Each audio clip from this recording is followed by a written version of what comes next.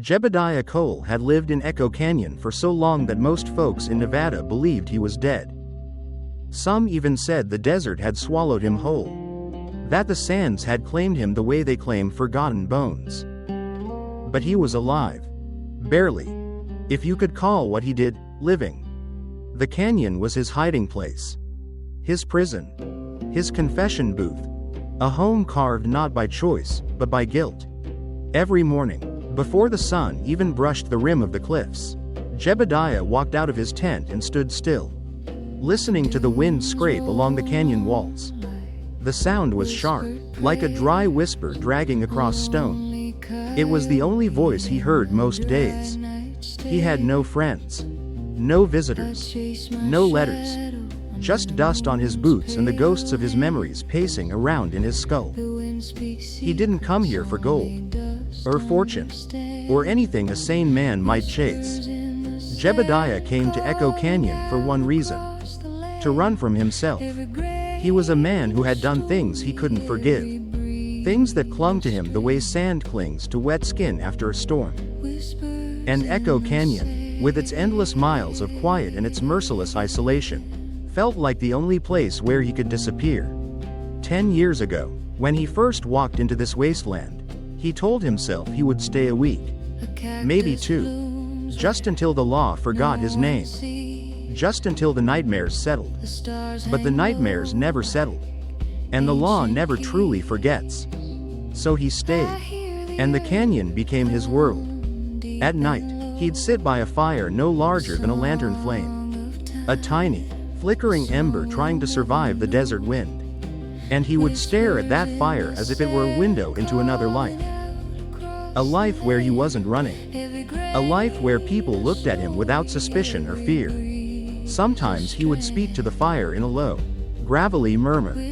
Maybe tomorrow, he'd say. Maybe tomorrow I'll stop running. But tomorrow always came. And Jebediah always woke with the same hollow feeling in his chest. The canyon around him was a cathedral of silence. The tall red walls stretched upward like pillars carved by forgotten gods.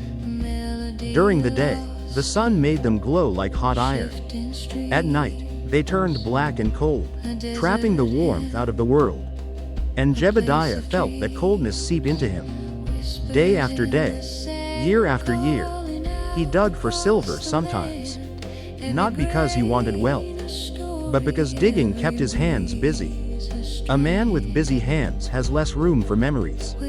The sound of his pickaxe hitting stone became a kind of heartbeat. A rhythm he could depend on. A rhythm that kept him from thinking too much. And thinking, in a place like Echo Canyon, was dangerous. Because when he thought, he remembered. And when he remembered, the ghosts came back. Ghosts of a man he once knew. A man he once betrayed. A man named Samuel. Jebediah didn't speak Samuel's name out loud. Not even to the wind. Not even to the fire. Some names carry too much weight. But every time the wind changed, every time the canyon walls groaned at night, every time he saw a shadow move where shadows shouldn't, he felt Samuel's eyes on him. Watching. Waiting. Judging. Some folks say the desert is empty. But Jebediah knew better. The desert is full. Full of every sin you bury in it. Full of every secret you try to hide. Full of every ghost you leave behind. And Echo Canyon was overflowing. 10 years had passed. 10 years of silence. 10 years of trying not to remember. Until one afternoon, when the canyon wind died completely, and a strange sound drifted through the rocks. A sound that didn't belong to loneliness, or memory, or ghosts. A sound that would change everything. A faint, trembling whimper. Jebediah Cole straightened. For the first time in years, the canyon wasn't alone. The sound was faint at first. A soft, trembling whimper drifting through the canyon walls like a wounded prayer. Jebediah froze, confused, almost irritated by the interruption. After a decade out here, the desert trained him to trust only 2 things: the wind and the silence. This sound belonged to neither. He followed it cautiously, boots grinding against gravel, every step echoing like a hammer against the canyon's ribs. The sun was low, casting long shadows that stretched across the red stone like great black fingers reaching for him. The whimper came again. Softer this time. More desperate. Jebediah found the source in a narrow slit between two boulders. A crack barely wide enough for a thin man to slip through. Inside, something flickered, red, warm, alive. At first he thought it was a dying campfire someone had abandoned. But campfires didn't cry. And campfires didn't stare back. What stared back at him was a creature wrapped in fading embers. Fur glowing like dying coals. Eyes bright but weary. A creature caught between life and legend. A firefox. He blinked hard, wondering if exhaustion had finally driven him mad. Every Shoshone elder spoke of the firefox in hushed tones. A guardian spirit of the desert. A watcher. A messenger of wandering souls.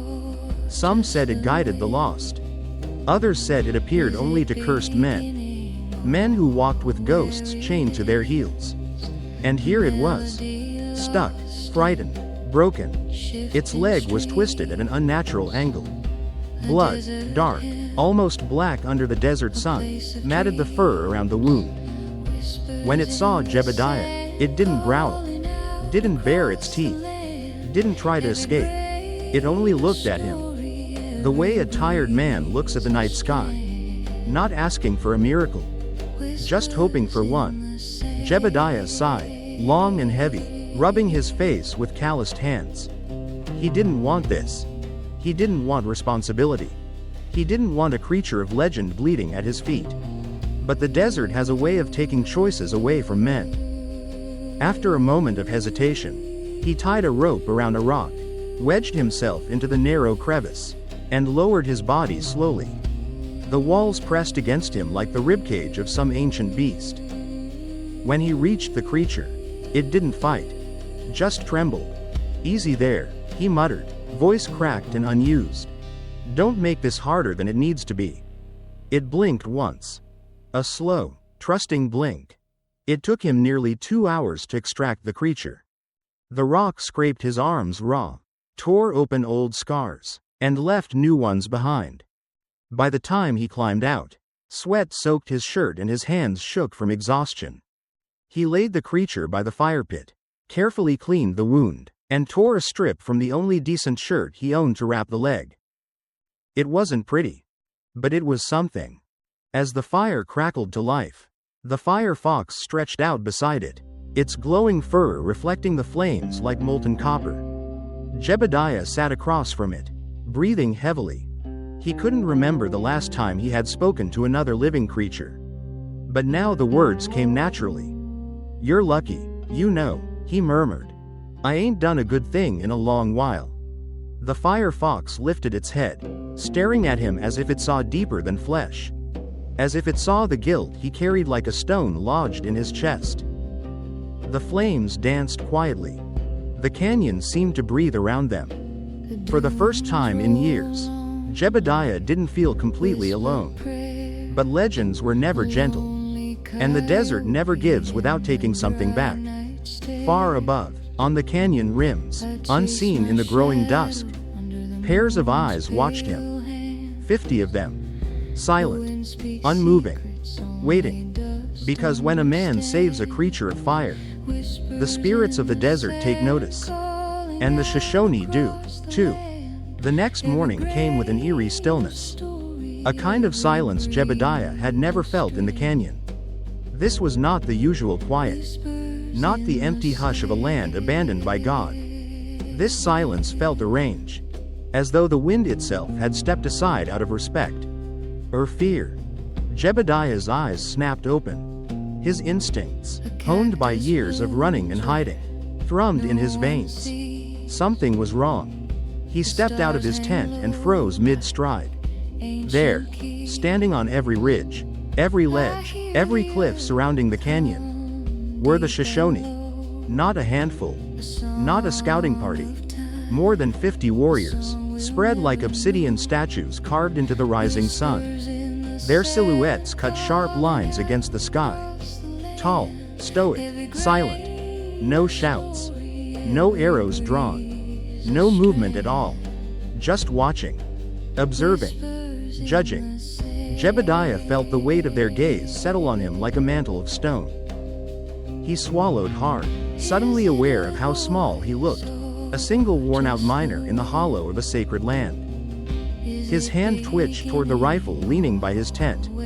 The faint sound of metal shifting echoed across the canyon as his fingers brushed the barrel. Then, he stopped. A rifle meant nothing here. One gun against an army of shadows? He let his hand fall away, slowly, deliberately. From the northern ridge, a single rider began descending. An older man, wrapped in the pelt of a wolf, long braids streaked with ash and silver.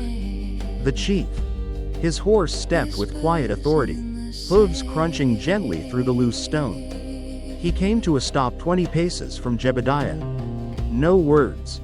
No threats. Only a gesture. A slow lift of the hand, palm facing downward, directing Jebediah's attention toward the firefox curled beside the fire ring. Then the chief reached into a pouch and withdrew a small rectangle of tanned hide. He laid it on the ground between them. Even from a distance, Jebediah could make out the markings. A rising sun. And the paw of a creature healed and whole. A test. A trial. A question carved into hide and tradition. Why did you save the creature? Was it kindness? Or greed? Jebediah knelt slowly, picking up the hide with trembling fingers. For a moment, neither man moved, the desert holding its breath between them. Then Jebediah exhaled, heavy and honest. He reached down and gently nudged the firefox toward the chief. It needs its mother, he said softly, voice barely above a whisper. The chief's expression did not change. But he nodded once. A nod that carried the weight of a judgment rendered. With a sharp whistle, he called to his warriors. And as silently as they had appeared, the Shoshone vanished. No threats. No punishment. No reward. Only the sense that something ancient had shifted. That the earth had taken note of Jebediah's choice. But the desert was not done with him. And the firefox was only the first messenger. That night, as darkness draped itself over the canyon, the uneasy peace began to unravel. The first sound came from miles away. A deep, rhythmic thump, steady as the heartbeat of a slumbering giant. Shoshone war drums. Slow. Measured. Ancient. The kind of sound that wakes old spirits. Jebediah sat upright by the fire, listening, every muscle in his body taut. The flames flickered strangely. Faster, then slower, as if responding to something unseen. He glanced toward the ridge where the warriors had stood that morning. Nothing moved, yet he felt eyes in the dark. Felt pressure in the air, as if the canyon itself leaned closer to listen. Then came the footprints. Small at first, then larger. Dozens of them, all glowing faintly, like dying embers, circling his camp in the sand. Jebediah stumbled backward, breath catching in his throat. No animal left tracks like that. Not in this world. The desert wind shifted, carrying with it a whisper he could not fully hear. A language older than the cliffs themselves. Then, sleep overtook him. Not naturally. As if something pulled him under. In the dream, a figure appeared. A young Shoshone warrior, chest marked with sacred ink, eyes glowing with a fire that wasn't fire. The warrior's voice came deep, layered, echoing inside Jebediah's bones. Your debt is not paid. Jebediah tried to speak, but no sound left his throat. The warrior took a step forward. You saved one soul, but another still wanders. A soul bound to you by betrayal. Jebediah's heart pounded. His breath came shaky. The warrior raised a hand, pointing behind him. Toward a shadow? A silhouette. A shape Jebediah recognized in a heartbeat. A man. Tall. Broad-shouldered. A ghost carved of dust and memory. Samuel. Jebediah woke with a violent gasp. the cold desert air burning his lungs. The drums had stopped. The night was still. But the message remained. A debt unpaid. A ghost unquiet. And a canyon that refused to forget. The morning that followed was unlike any Jebediah had lived through in the canyon. The air held a weight to it, thick enough that each breath felt like dragging a shovel through sand. Even the firefox sensed it, its ember like fur dimmed. No longer glowing with the warm pulse of life. It stood near the tent, silent, watching the horizon as if waiting for something inevitable. And something inevitable did arrive. From the eastern ridge, where the first sliver of sunlight painted the canyon walls in streaks of molten gold, a solitary figure appeared. He moved slowly but with purpose. Each step measured, deliberate, steeped in centuries of ritual. It was the chief. But this time, he did not come as a warrior. He came as a shaman. Across his shoulders lay the pelt of a silver wolf, shimmering faintly even in the pale dawn. The staff in his right hand was carved with sun symbols and shapes of creatures sacred to the desert. The hawk, the mountain lion, and the fire fox. Around his neck hung a string of bones, small, delicate, and ancient. Some from animals. Some not. The fire fox lifted its head when the shaman approached, bowing slightly in a gesture that felt almost regal. Jebediah didn't dare move, didn't dare speak. The shaman raised his staff and drew a long line across the sand. A glowing line, bright as hot metal, that split the ground between them. Then, in a voice deep as shifting stone, he spoke words Jebediah could not understand.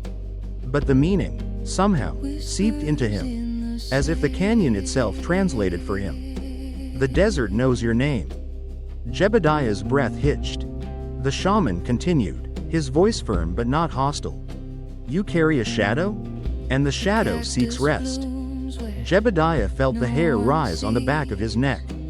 His mind dragged up memories he had spent a decade burying under the weight of isolation and denial.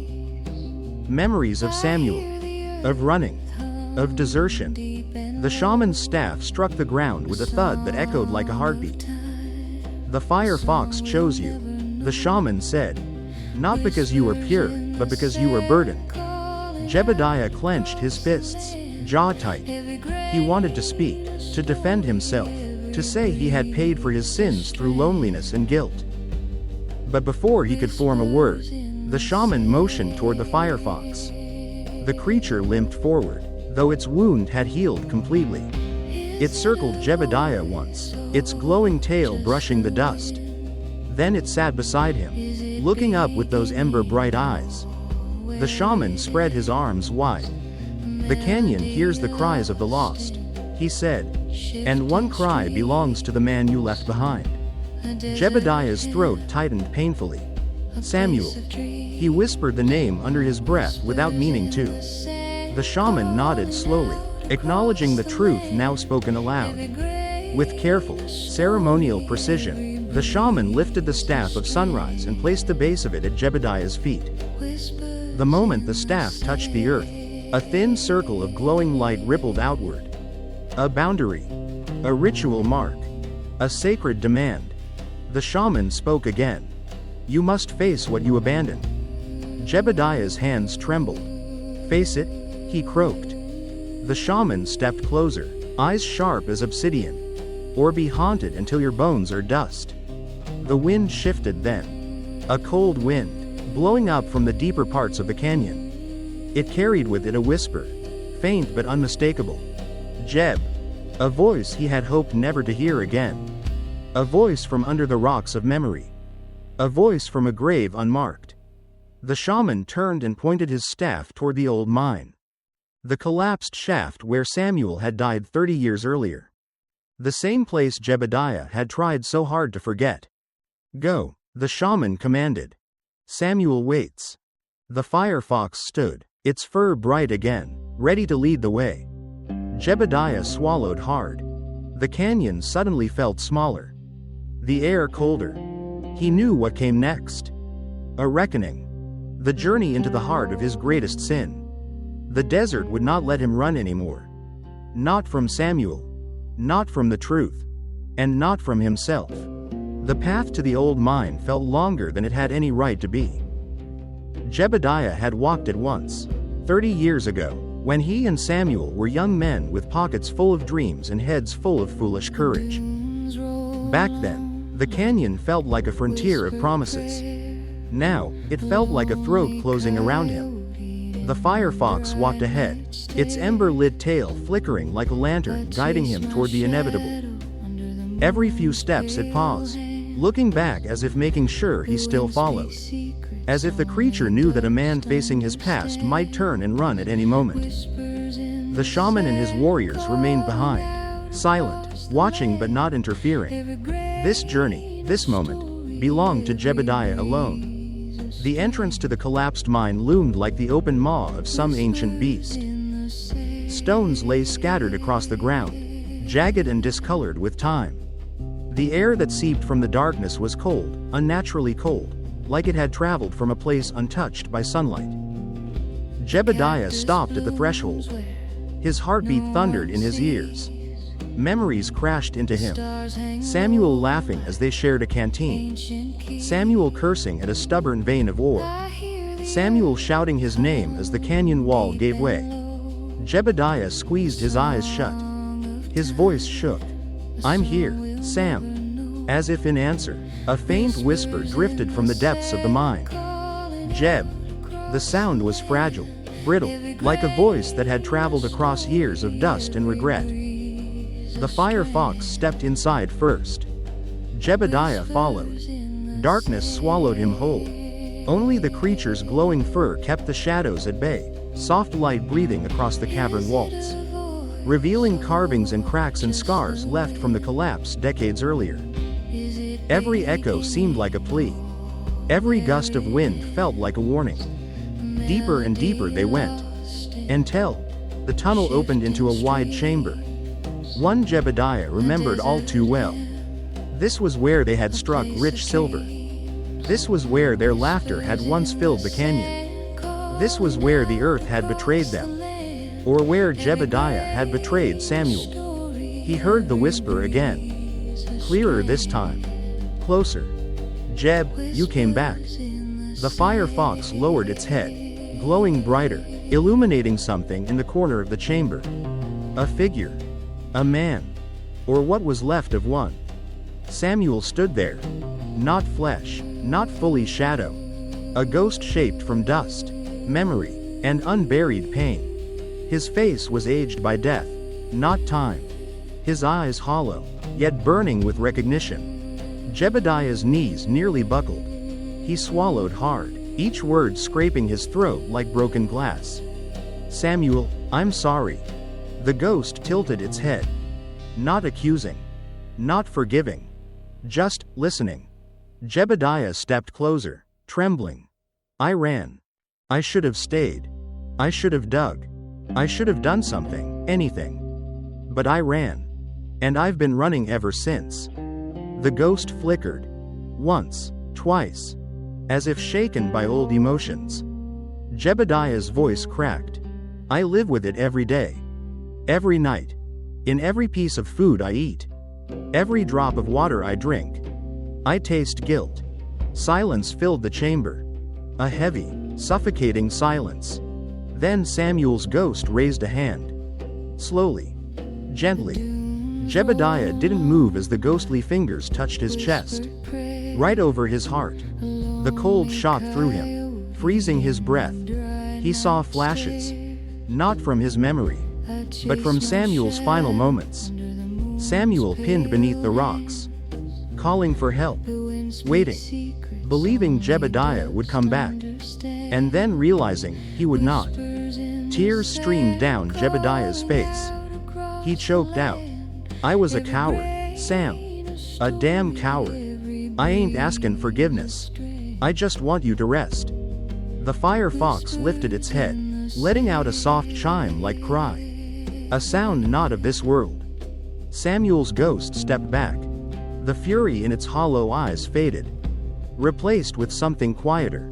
Something like release. The chamber brightened. light spilling through cracks in the ceiling like morning breaking through storm clouds.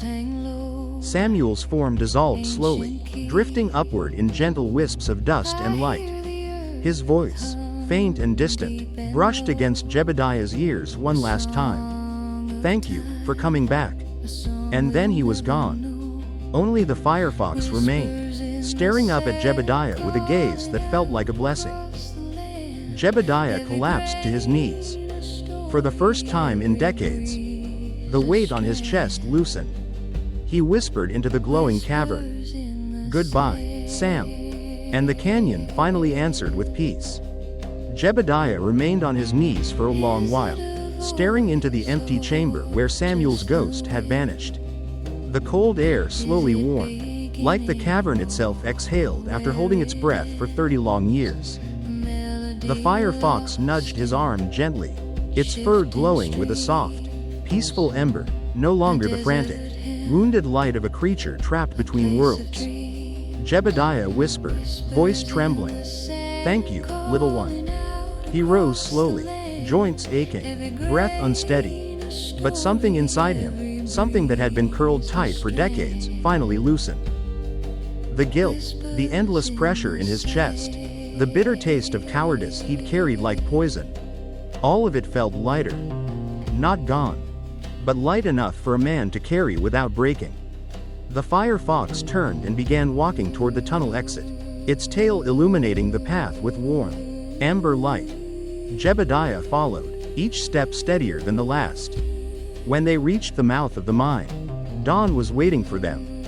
The first rays of sunlight spilled into the canyon like liquid gold, painting the stone walls with brilliant streaks of orange and crimson. It was the most beautiful morning Jebediah had seen in years. Not because the canyon had changed, but because he had. Standing in the open, he found the shaman waiting. The old man's presence was commanding, but there was no hostility in his face, only a calm, ancient understanding.